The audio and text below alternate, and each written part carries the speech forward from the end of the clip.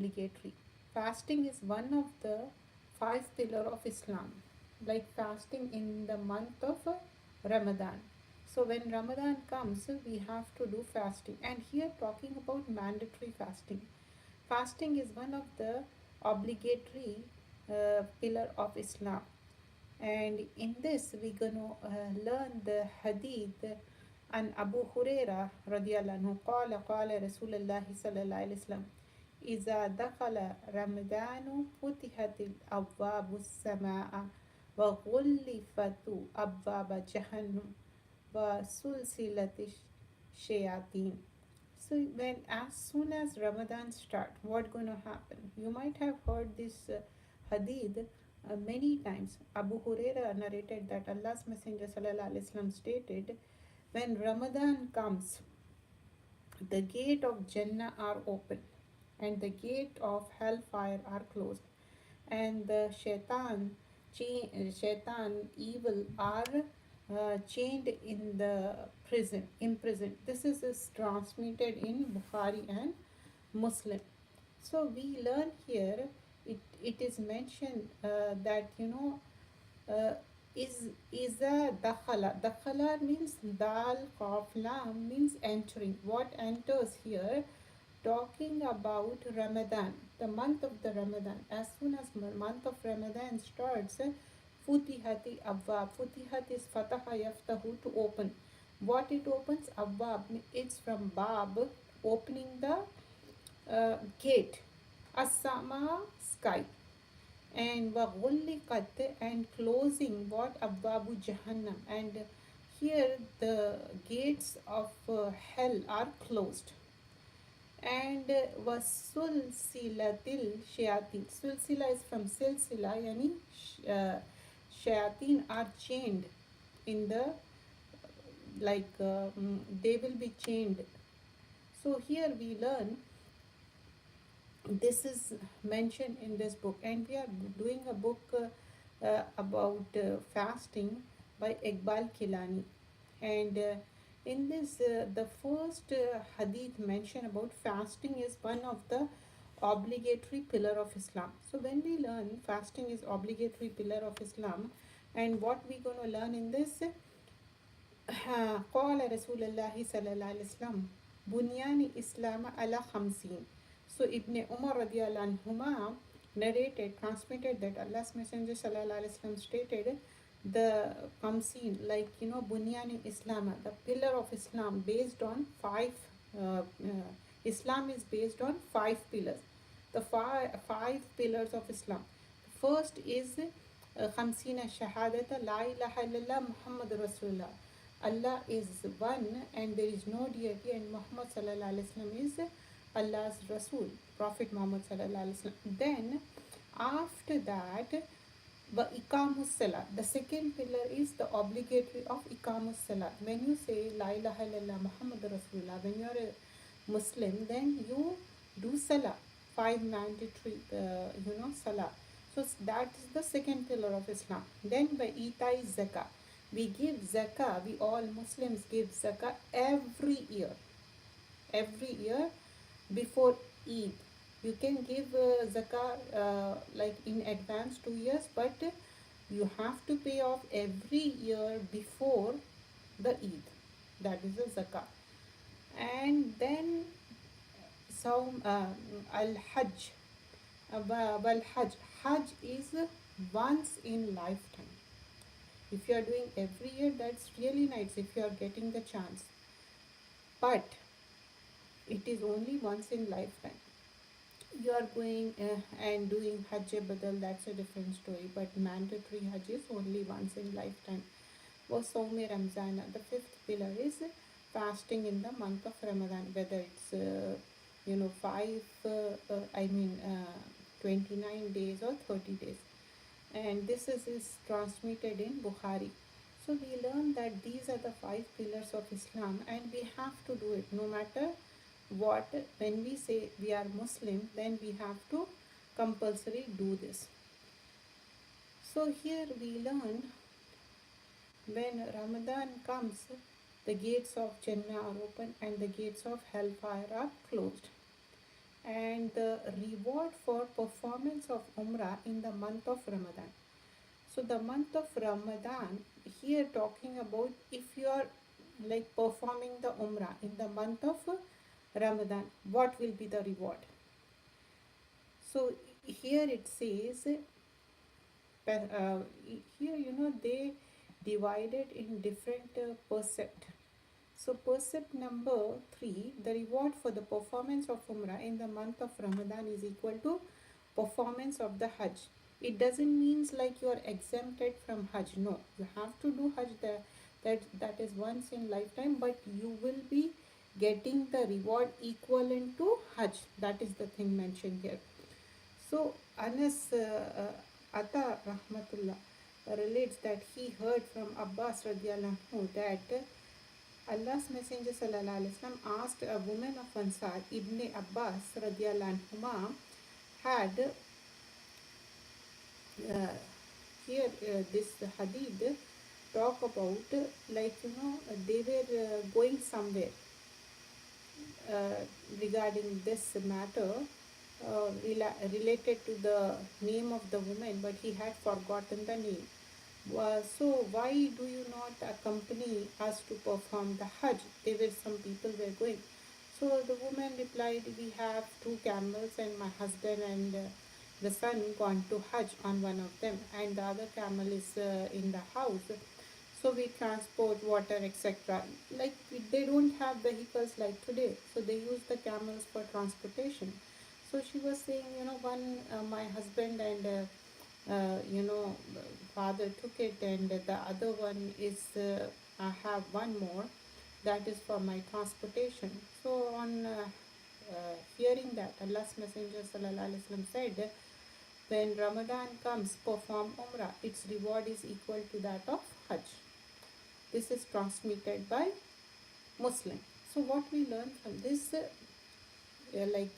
she has to go to Hajj, but she was not able to make it because they have only 2 camels, and one she was using for the household things. The another was took by her husband and the son.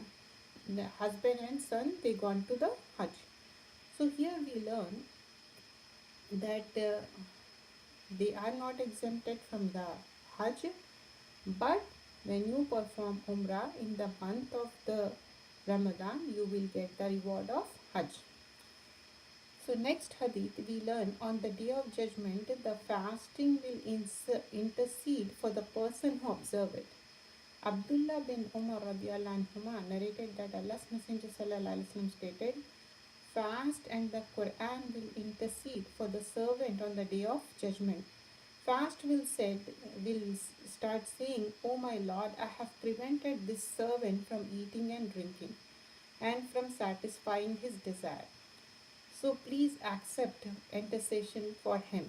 The Quran will say, O my Lord, I have prevented this servant from sleeping in the night, yani tahajjud time, for worship. Please accept any intercession for him. So here intercession for both will be accepted. This is transmitted by Ahmad and Tabrani.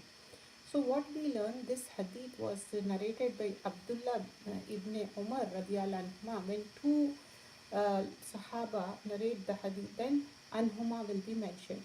So Allah's Messenger sallallahu alaihi wasallam what here stated, fast and Quran will intercede for the servant. Whoever recite it regularly and fast regularly every year, you are fasting 29 or 30 fast, and if you miss it like for a journey or because of the period or because of the sick, you should give the money, but later on you should complete your fasting if you have the capacity or ability to fast. So here as-siyama wal Qur'anu yashfani lil abdi. So Yawmal Qiyamah, Yaqulu Siyama. So at the time of Qiyamah, these two will intercede a person, whoever is fasting and whoever reciting Quran regularly. So why we recite Quran? Just to have the competition with the others? No, we recite Quran, we yani Muslims, so that Allah gets pleased with us, and we want to please Allah subhanahu wa ta'ala, and Quran can intercede us. If you don't know how to read it, it's the best time, better to we learn. because nobody knows the perfect way. But if you start learning it, Allah will help you in that cause, inshallah.